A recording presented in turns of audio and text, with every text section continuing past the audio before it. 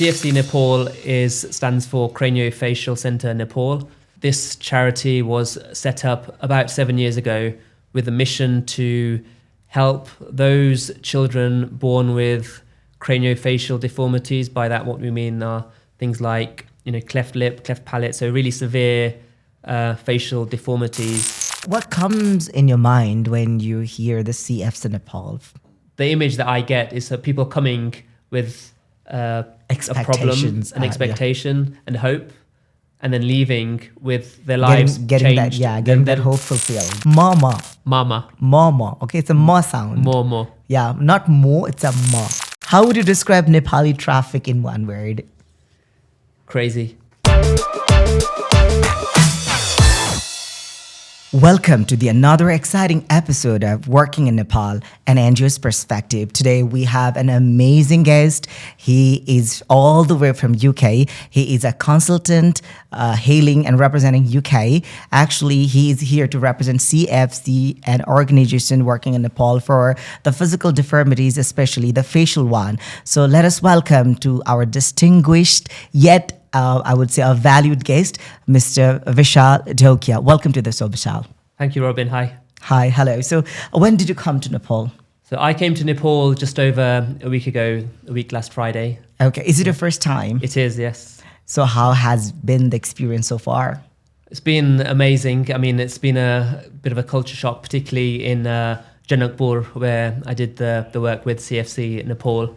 So obviously very different place to UK and the West and what I'm normally used to, but it's been a fantastic experience and meeting the local people. Okay, I think our viewers especially would be quite astonished just to know how contradicting your the ethnic makeup at the same time, the action. So would you mind shedding some light upon your roots? On myself? Yeah, of course. Of course, yes. So my grandparents were from India in Gujarat. And my grandparents then moved to Africa, actually. So my parents were born in Kenya, then they moved to the UK, and I was born in the UK. So I am British, I speak English. I also speak some Gujarati, but my heritage originally is from India, which is why often when I'm in Nepal, people do mistake me for Nepalese occasionally until I open my mouth and start to talk. Then it becomes clear that I'm not Nepali. But so I do understand a bit of Hindi, actually. So therefore that's actually been quite helpful because then you can sometimes follow or work out things as well. Okay, yeah. So do let us know something about CFC, the organization that you have been representing right now here today in the show. Sure. So CFC Nepal stands for Craniofacial Center Nepal. So this charity was set up about 7 years ago with a mission to help those children born with craniofacial deformities. By that, what we mean are things like, cleft lip, cleft palate, so really severe facial deformities. And the aim of the charity is to help those children have operations and treat those deformities, without which they would suffer from really severe stigma, psychological trauma. They would have less access to education, marriage, and integration with society. So CFC aims to help those children with those deformities, and then helping to rebuild their faces, really rebuilds their life. So the CFC Nepal's hospital is located in Janakpur in the Madhesh Province, right? The province number 2, which was initially. So you went there. What did you see there? Yeah, so it's based in Janakpur. So Janakpur is, I would say, quite a deprived area and has a high sort of population density. So, for example, the infrastructure it's not great. Very dusty roads, no sewage system, electricity often cuts out. So the people. There is a wide spectrum of people, like anywhere, but you do notice a lot of people that don't have much clothing, housing, shelter, and things that I myself probably take for granted. Yes, but even coming back here to Kathmandu, I noticed the difference between if the UK and Nepal is worlds apart, I would say Kathmandu and Janakpur is is worlds apart, And actually. into the similar equation. Yeah. So, like, you might, I believe, I suppose that you might have heard about Nepal before you came here, right? So, how was the Nepal that you have thought it before coming on, and how did you find it here? So I would say that Nepal itself is a very Diverse. heterogeneous and diverse. Yeah. So there is no, in my mind, no one description of Nepal. There are different parts. So, Kathmandu and Tamil is very different to Janakpur in this, but they're all Nepal, right? So what did I expect of Janakpur? So I came with quite an open mind, but I think even despite that, I was quite surprised at how rural and remote it was. And, so, for example, you have animals walking, through the streets, cows, chicken, pigs, all that, that sort of thing. In the summer, lots of mosquitoes, and because of the heat and the sort of swamps and sewage around the province. So yeah, it was a culture shock in that sense. Things like bathrooms, for example, and sort of basic hygiene, either it's outside or even to some degree, within inside the hospital. It's a different level to what I'm used to back in the UK. But I've come with an open mind, and I think anybody coming on this sort of mission, you do need to have an open mind, because A welcoming nature. Yeah, not to be judgmental, accepting it is how it is, and to try and understand why is it like that, And there's multiple reasons, from the big macro level, economics, politics, to the micro level as individuals, due to education and resources. So there's lots of reasons why it is what it is. So I've come with open mind. So actually, let's try and explore that and help the local people to move forwards, really. So you're a doctor, you're a consultant, right? And how did you come in touch with this philanthropic cause of CFC Nepal? So I was contacted by the chairman of the charity, called Dr. Sunil Shah. He's a Nepalese by background, and he is now a British citizen. So and also an NRN, so non-resident Nepali. Yeah. So I met Sunil when we were both at medical school at Barts in London in around 2003 to 2006 would have been. And so we were good friends then. And then we really lost touch, actually. But then through LinkedIn, we reconnected, and he contacted me to say he's run this charity now for about 7 years. It's done amazing work, and slowly, despite all the struggles and challenges, it's progressed, developed. And so he reached out to me saying, as an anaesthetist and an intensive care doctor, would I be willing and able and interested in helping the charity on that side of things? Because any endeavor requires a team, right? And everybody brings different things to the table. So yeah, it was really to help provide an outsider's perspective on some of the work that I was doing, and help to support in any way I can. So yeah, so Sunil contacted me, and I said, yes, let's go for it. And the contact was made just at the beginning of this year, actually. And we said, well, what's the next step? Well, the next step would be to come out, see it, with my own eyes, put my feet on the ground, actually feel it, talk to the people, see what's happening, and then take things from there, really.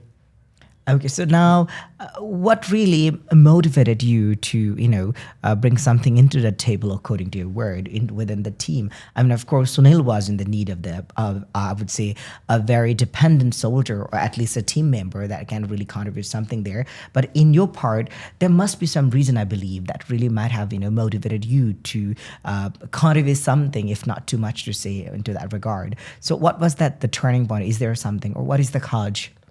Yeah, so in the back of my mind, I always, for quite a while, wanted to help and give some of myself to a greater cause, if you like, or a cause helping people, or helping an environment, helping somewhere that needs my help. Many years ago, I worked in a rural hospital in South Africa. This was going back to when I was a medical student 20 odd years ago. And at that time, I think I got a bit of a bug, a bit of an itch to scratch. I thought, oh, this is amazing. They get very basic systems there. But what I realized then, I think, and this experience has reinforced, was how much by giving something, you actually gain something yourself, as well. You learn something, you leave feeling humbled, grateful. I know when I go back to the UK, I will be grateful for so much that we take for granted. And simultaneously, I hope that I will have been able to give some of my skills and experience and expertise to make something better than it was, and also help the people that are here. Yeah. So, like sometimes I've heard people telling that it's not just about the number of the days or the time that you spend with someone, but it's always about the experience that you collect. That is sometime, the turning point for your life. So coming here in Nepal, and, you said that you're returning tomorrow, right? So within the experience of like this 10 plus days, has it been something that you would like to recall it as in your life? In what way? So some of the memories that have been formed and the relationships that have been formed will stay with me forever. And, I think because it's such I would say an intense experience going from one sort of normal, what is my normal life, if you like, to have something completely so contrasting, so different. It's so enriching. It does really leave a very lasting impression and a mark on you. And, some of the contacts I've made at Janakpur, at the hospital, now we're contacts via WhatsApp. What I found really humbling, the anaesthetist, for example, towards the end of it said, can I take your number? And then if I have any questions and I need some advice, would you mind if I contact you? Can you share some of your protocols and guidance that you use in the UK? And for me, that's, brilliant. That's to me, collaboration across the globe almost. So, yeah, and I hope, and that's just one example. So I hope some of these contacts that I've made will not only be able to nurture and work with virtually, but in the future, who knows, I'd quite like to come back and, do more. And I think these sort of projects and missions, nothing happens in a day. It takes years, if decades potentially, and you take 2 steps forward, 1 step back. But I think if you just slowly work on things, then lots of amazing work can be done. So I'm hoping that in the long term I can still contribute. I'll be a friend of CFC for life, and who knows what in future what my involvement might be like. Okay, so what comes in your mind when you hear the CFC Nepal? So the image that comes in my mind is of children of the age of 3 months to maybe 1 or 2 years with really severe facial deformities who come with their mothers in really from deprived conditions, and after 3 days or so in the hospital leave with parents, children sort of smiling faces and literally new faces. And then what was brilliant actually, which has reminded me of while we were there, father brought his daughter who'd had an operation 3 or 4 years ago, and now was the age of 3 or 4, and she was smiling, and they were so grateful. So what the image that I get is people coming with a problem, an expectation and hope, and then leaving with their lives changed. Getting that hope fulfilled. Yeah, their lives will be changed because their face will be changed, and that will change their trajectory of their future. True. So that is the image of CFC that I get. Okay. Yeah. Now this is quite fascinating to me that, before, at the back of the stage where we're going through your phone, and there I saw the pictures where you yourself have been actively involved in the operation thing. So how was the experience there? Yeah, so I was as an anaesthetist, part of the operating team. For those that aren't familiar, you'd have a surgeon, you'd have an anaesthetist helping the patient to be anesthetized and off to sleep, you'd have a nurse. So I was working alongside the local anaesthetist really, rather than primarily providing anesthesia. And there were lots of things that were very similar and very different. So, for example, a lot of the drugs that were being used were very similar to what we use, but there were very subtle differences in terms of, for example, here you might have one stock which is shared and used between all the patients, whereas in the UK we have the privilege and the luxury to actually use one per patient. Oh my God. Some of the drugs we don't have access to here, and something that we use routinely back in the UK. Some of the equipment that we take as a standard in the UK we didn't have here.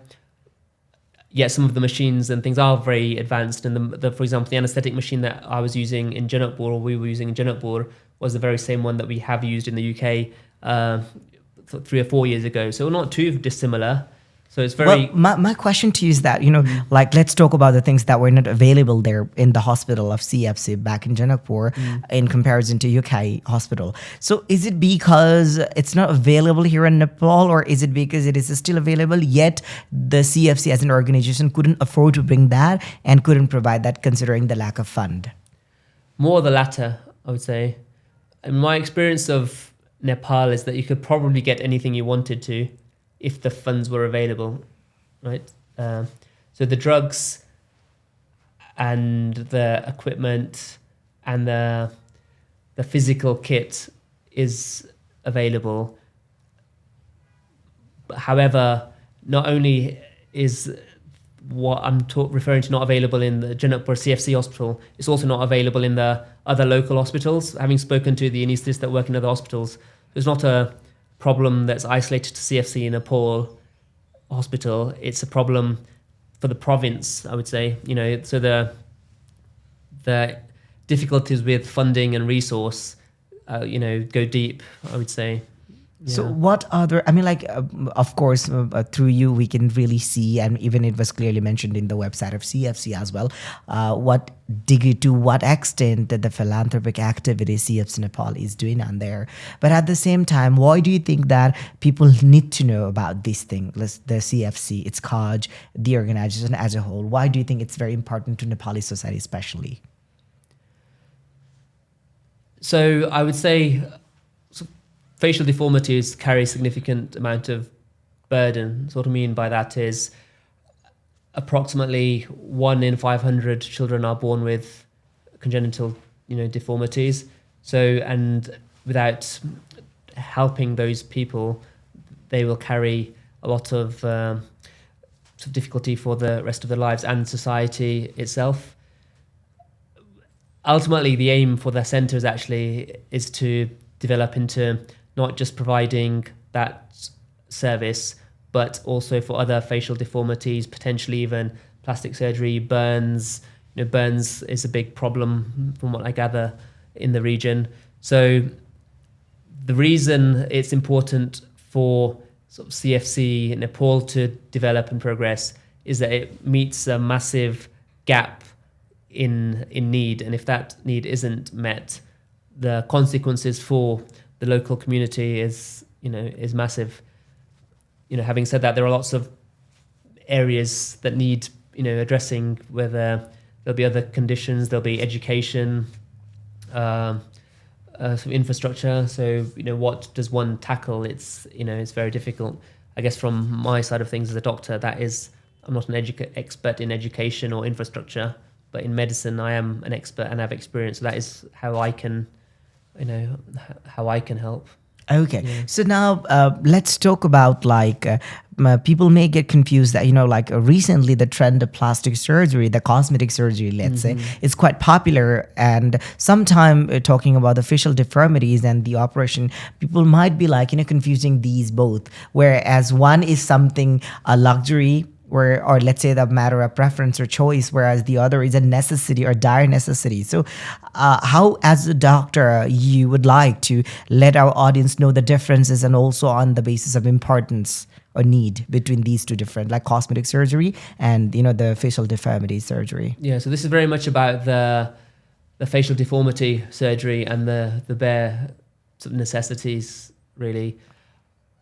Plastic surgeons do operate on other sort of scars and other problems which also not cosmetic. But no doubt there will be plastic surgeons and plastic surgery happening for cosmetic reasons. But what we're talking about here are those severe deformities to bring somebody back to a face that's acceptable to them and acceptable to society, and open those doors that otherwise we would just take for granted. Okay, so do you think that Nepal needs CFC Nepal like organization, not just there in Janakpur, but almost every part of the country? I don't know, if I'm honest, because I'm not an expert in the whole health system for Nepal. What I would say is a significant number of the population of Nepal is actually concentrated in Madhesh Province. Pradesh, yeah, Yes. that's the belt. Yeah. The density is really high there. Yeah. Yeah. So, and from a practical perspective, it's very difficult to have lots of centers dotted around. So in some ways, what you want to do is actually concentrate all your skills and expertise into one center. So part of the vision of CFC Nepal actually is to have a regional center there of expertise, which serves not only the region, but potentially the country. Because then if you're bringing, maxillofacial expertise, burns expertise, plastic surgery expertise to treat these conditions, well, you can concentrate that expertise there and then bring people to there, not just for the patients that need the treatment, but then other doctors, nurses, anaesthetists that need training in that area. Are you with me? And then also one of the key aspects is it has to be integrated into their local health system and into society.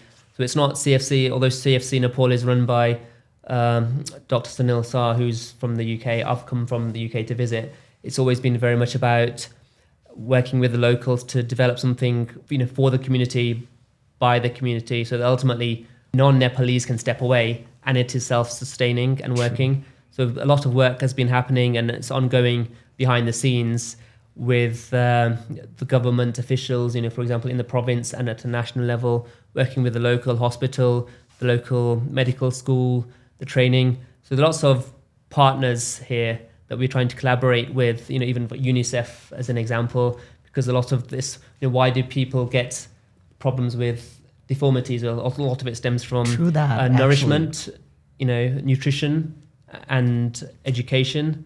So that's what I was about to ask, actually. Sorry for the interruption. I mean, you just mentioned that, out of 500, at least 1 or 2 are probable to go through that sort of condition. And yet, when I was going through the video that you showed me earlier, at the back of the stage, I was quite surprised that in the Madhesh Province, the number of those deformities patients is more than I can even imagine on is it simply because someone's born with that? If that's the case, then what is the genetic cause? Is it what could be the cause? What are the regions there? Very good question. So any condition has two components. One is the genetics and one is what we call environmental. Mm-hmm. So definitely the environment plays more of a prominent role. So when the child is in the womb of the mother, what sort of nutrition and conditions is that child being, the fetus being, growing up in? Yeah, so ultimately, if some of those root causes are addressed, such as nutrition, hygiene, education, just general healthcare, then you'd expect the rate of deformities to go down. Yeah, so it's a two-pronged approach. It would go down, it would never get to zero, but the incidence of these sort of conditions is a lot higher than the UK, for example. That was really amazing. Okay, now, since you guys have been doing this amazing philanthropic work, I suppose that our audience, whoever are around the world, we have audience from all around the world. Well, by the way, you can listen us to Spotify as well, and through YouTube and Facebook and whatever other social media, you can really still get connected to us. So imagine that if anybody interested, be it a foreigner or anybody all from any part of the world, if felt like, contributing something or would like to, get connected to or collaborate for this cause, how can we approach? How can they approach to CFC Nepal? So we would love to hear from anybody that would want to get involved in whatever way they can. And people might not even know how they might contribute, but just have that desire. But that is that first step. So go to our website, cfcnepal.org. That's cfcnepal.org.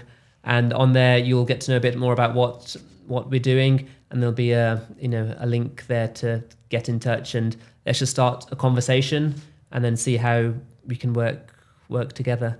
And the key contact would probably be Dr. Sunil Saar, who, again, via the website, you'll contact him, and then let's take things from there. All right, so we've almost come to the end of our show, but before that, I've got this fun challenge. It's a rapid fire round. Let me see how much you've come to Nepal within the stay of these 10 days. So, are you ready? Okay. Okay. I better brace myself. Yeah, adrenaline high. I'm not really sure about that. Okay, let me start with some lighthearted questions. So, do you have anything like, go to Nepali phrase or word within this 10 or 15 days you've heard, like any Nepali word, a go-to Nepali word or phrase that you've learned? Go-to Nepali word. Dhanyabad, which is not Nepali. Well, it is, of course. Is it not? It is, of course. Okay. Well, we do the same thing, okay? Okay. Which Nepali dish you can eat for the rest of your life if you had to? The thali. Oh my God. Okay. So mountain or city life, which one you feel more like home? Sorry, can you repeat that question? Okay, mountains or city life, which one feels more like home in Nepal to you? Mountain or city life? Yeah. Okay, I would say city life because I've not experienced the mountains here yet. So let's go with city life. But aren't you the one like planning earlier to go for some trek right after a visit there? I would love to, yeah. Unfortunately, it won't be possible on this trip. But okay, one so day. have you tried momo dipping sauce that's too spicy to handle?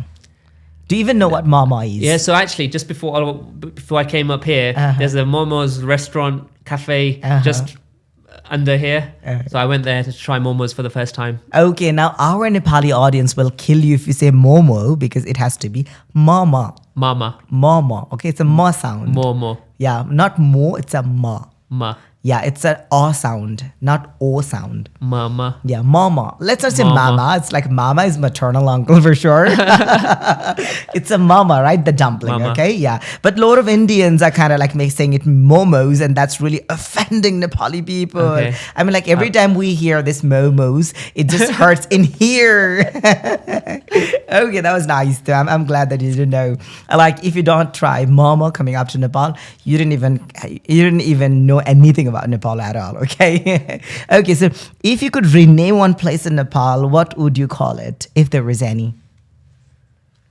If I could rename a place. In Nepal. No, there's nothing that comes to mind. Okay, to maybe rename it's anything. too early to ask this Yeah. question, right? Okay, so what's the funniest misunderstanding you have had due to language barriers? Yeah, I can't remember exactly the words, but there's been a, sort of in restaurant where we've just struggled to get across what it was that I wanted to get across, but ultimately we got there. Okay, so what was the incident? Would you like to share? Again, I can't remember the details. I just remember in the end we were just in hysterics. Oh my God, too British. Yeah. Okay, so how would you describe Nepali traffic in one word? Crazy. Oh, everybody says that, huh? Okay, so can you name one Nepali festival and its significance? It's quite similar to Indian heritage, though. Diwali? Yeah, Yes, we call Deepawali. Deepawali, Which is okay. Tihar, and in India it's called Tyohar, so it's similar. Okay, so what is one historical figure in Nepal you admire and why, if you have made your research? Perhaps King Janak. Oh my God, that was quite a smart answer because you came from there, right? Yeah. Impressed. Well done, Dr. Vishal. Okay, so what's your understanding of the word dharma in a Nepali context? So dharma is kind of religion, but not quite religion. Okay.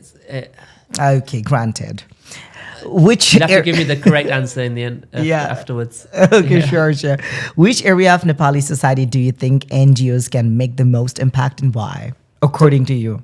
What area do you think like? So I would say in Janakpur, I might be biased, but that province, because when I've been to NGO conference, there's a lot of work happening in Kathmandu. Kathmandu Pokhara. and the mountain Nearby range. cities. And as an outsider, we see when you say Nepal, we think of Himalayas, Yeah. right? But Okay. actually, there's a lot of work to be done in the non-mountain regions. There's work to be done everywhere, and yeah, from my experience though, Janakpur and that region could really do with some All right. So, what is one aspect of Nepali culture do you think the world should know about?